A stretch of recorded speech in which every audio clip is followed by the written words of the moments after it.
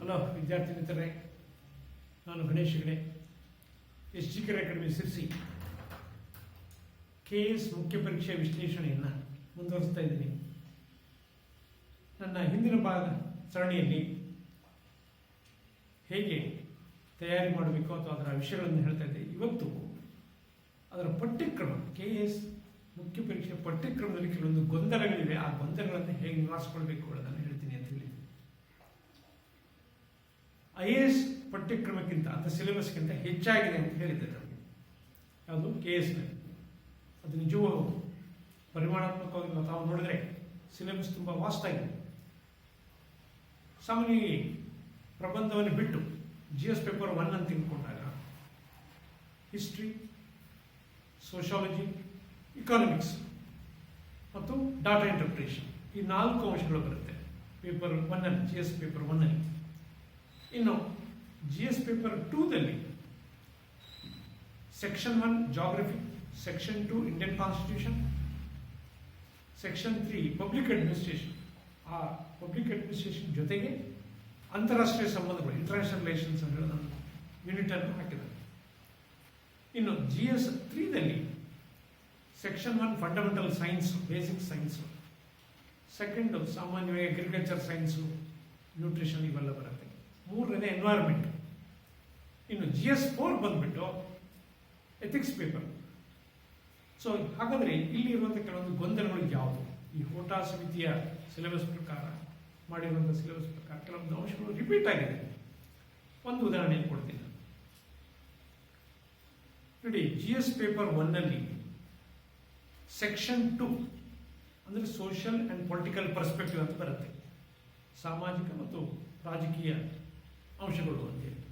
ಅದರಲ್ಲಿ ಯೂನಿಟ್ 4 ಮತ್ತು 5 ಇರ್ತಿದೆ. ಅಲ್ಲಿ ಗವರ್ನರು, ಸ್ವಲ್ಪ ಫೆಡರಲ್ ಸ್ಟ್ರಕ್ಚರು, ಪಂಚಾಯತ್ ರಾಜ್ ಎಲ್ಲವೂ ಬಂದಿದೆ. ಅಂದರೆ ಸೋಷಾಲಜಿ ಆಸ್ಪೆಕ್ಟಲ್ಲಿ ಈ ಪೊಲಿಟಿಕಲ್ ಆಸ್ಪೆಕ್ಟ್ ಹೇಗೆ ಬರುತ್ತೆ ಅನ್ನೋಂಥದ್ದು ಒಂದಾದರೆ, ಇನ್ನು ಇಂಡಿಯನ್ ಕಾನ್ಸ್ಟಿಟ್ಯೂಷನಲ್ಲೂ ಬಂದಿದೆ. ಯಾವುದು ಈ ಪಂಚಾಯತ್ ರಾಜ್ ಇದೆ, ಗವರ್ನರ್ ಬರುತ್ತೆ, ಹಾಗೂ ಉಳಿದ ಅಂಶಗಳು ಬರುತ್ತೆ. ಈ ರೀತಿಯ ಚಾಪ್ಟರ್ಗಳು ಏನಾಗಿದೆ, ರಿಪೀಟ್ ಆಗಿದೆ.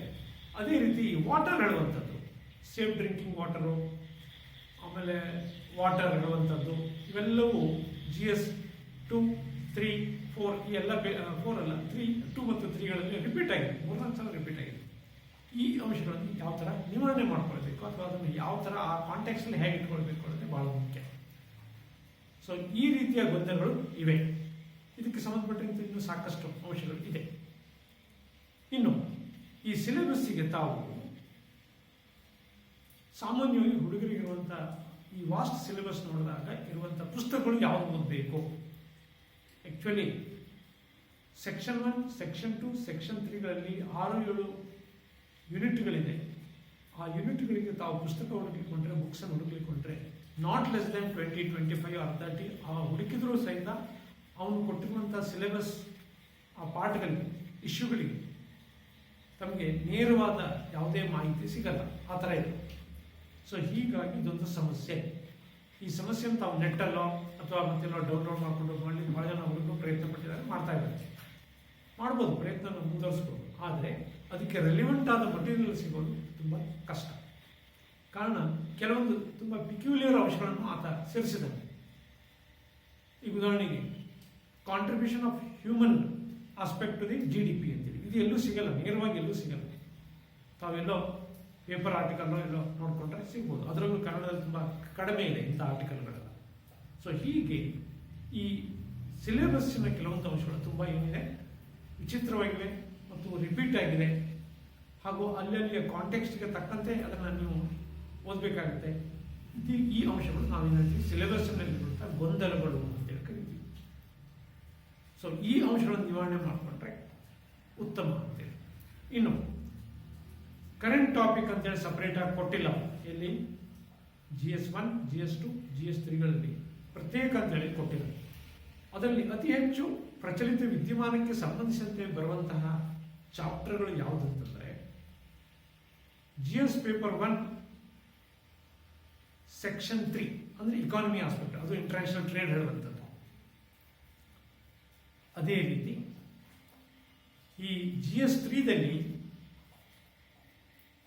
ಸೆಕ್ಷನ್ 2ದಲ್ಲಿ ಯೂನಿಟ್ 2 ಅಗ್ರಿಕಲ್ಚರ್ ಸೈನ್ಸ್ ಬಂದಿದೆ, ಆಮೇಲೆ ಅಗ್ರಿಕಲ್ಚರ್ ಪಾಲಿಸೀಸ್ ಬಂದಿದೆ. ಆ ಪಾರ್ಟ್ ತುಂಬಾ ಕರೆಂಟ್ ಇವೆಂಟ್ ರಿಲೇಟೆಡ್ ಆಸ್ಪೆಕ್ಟ್ಗಳು. ಇನ್ನು ನಿಶ್ಚಳವಾಗಿ ಕೊಟ್ಟಿರುವಂತಹ ಪ್ರಚಲಿತ ವಿದ್ಯಮಾನದ ಇಶ್ಯೂ ಅಂತಂದ್ರೆ ಪರಿಸರಕ್ಕೆ ಸಂಬಂಧಪಟ್ಟಂತೆ ಪ್ರತಿಯೊಂದಕ್ಕೂ ಒಂದು ಯೂನಿಟ್ 4ಅಲ್ಲಿ ಸೆಕ್ಷನ್ GS 3 ಸೆಕ್ಷನ್ 3 ಯೂನಿಟ್ 4 ಅಥವಾ 5ದಲ್ಲಿ ಒಂದು ನಿರ್ದಿಷ್ಟವಾಗಿ ಹೇಳ್ಬಿಟ್ಟಿದೆ ಏನು ಕರೆಂಟ್ ರಿಲೇಟೆಡ್ ಇಶ್ಯೂಸ್ ಅಂತೇಳಿ. ಈ ಕರೆಂಟ್ ರಿಲೇಟೆಡ್ ಇಶ್ಯೂಸ್ ಅಂತ ಸಾಮಾನ್ಯವಾಗಿ ಅದಕ್ಕೆ ಪ್ರಚಲಿತ ವಿದ್ಯಮಾನಗಳ ಸಂಬಂಧವನ್ನು ಅಥವಾ ಲಿಂಕನ್ನು ನಾವು ಕೊಡಬೇಕಾಗುತ್ತೆ. ಸೊ ಇದರ ಹೊರತಾಗಿ ಆತ ಎಲ್ಲೂ ಈ ಪ್ರಚಲಿತ ವಿದ್ಯಮಾನಗಳು ಅಂತೇಳಿ ಎಲ್ಲೂ ಹೇಳಿಲ್ಲ. ಸೊ ಈ ದೃಷ್ಟಿಯಿಂದ ನಾವೇನು ಹೇಳ್ತೀವಿ, ಇದು ಪ್ರಚಲಿತ ವಿದ್ಯಮಾನಕ್ಕೆ ಪ್ರತ್ಯೇಕವಾಗಿ ಯಾವುದೇ ಅಧ್ಯಾಯ ಇಲ್ಲ ಅಂತೇಳಿ ಹೇಳ್ಬೋದು. ಇನ್ನು ಸಿಲೆಬಸ್ ಪ್ರಕಾರ ತಾವು ಅಧ್ಯಯನ ಮಾಡಲಿಕ್ಕೆ ಹೊಂಟಾಗ ಏನಾಗುತ್ತೆ, ಹೆಚ್ಚಿನ ಅನುಕೂಲ ಆಗುತ್ತೆ. ಆದರೆ ಪ್ರತಿಯೊಂದು ಚಾಪ್ಟರ್ಗೂ ಅಂತಹ ದೀರ್ಘವಾದ ವಿವರಣೆ, ವಿಶ್ಲೇಷಣೆ ಉಳ್ಳಂತಹ ಮಾಹಿತಿ ಅಥವಾ ಮಟೀರಿಯಲ್ ಅಥವಾ ನೋಟ್ಸ್ಗಳು ಸಿಗೋದು ತುಂಬ ಕಷ್ಟ ಅಂತ ಹೇಳ್ಬೋದು. ಸೊ ಇಂತಹ ಅಂಶಗಳನ್ನು ಹೇಗೆ ನಿವಾರಣೆ ಮಾಡ್ಕೊಳ್ಬೇಕು ಅಂದರೆ ಮಾಹಿತಿ ದೃಷ್ಟಿಯಿಂದ, ನೋಟ್ಸ್ಗಳ ದೃಷ್ಟಿಯಿಂದ, ಪುಸ್ತಕಗಳ ದೃಷ್ಟಿಯಿಂದ ಈ ಅಂಶಗಳನ್ನು ಯಾವ ಥರ ಸಮಸ್ಯೆಗಳನ್ನು ಬಗೆಹರಿಸಿಕೊಳ್ಬೇಕು ಅನ್ನೋದನ್ನು ನಾನು ಮುಂದಿನ ನನ್ನ ಸರಣಿಯಲ್ಲಿ ಹೇಳ್ತೀನಿ.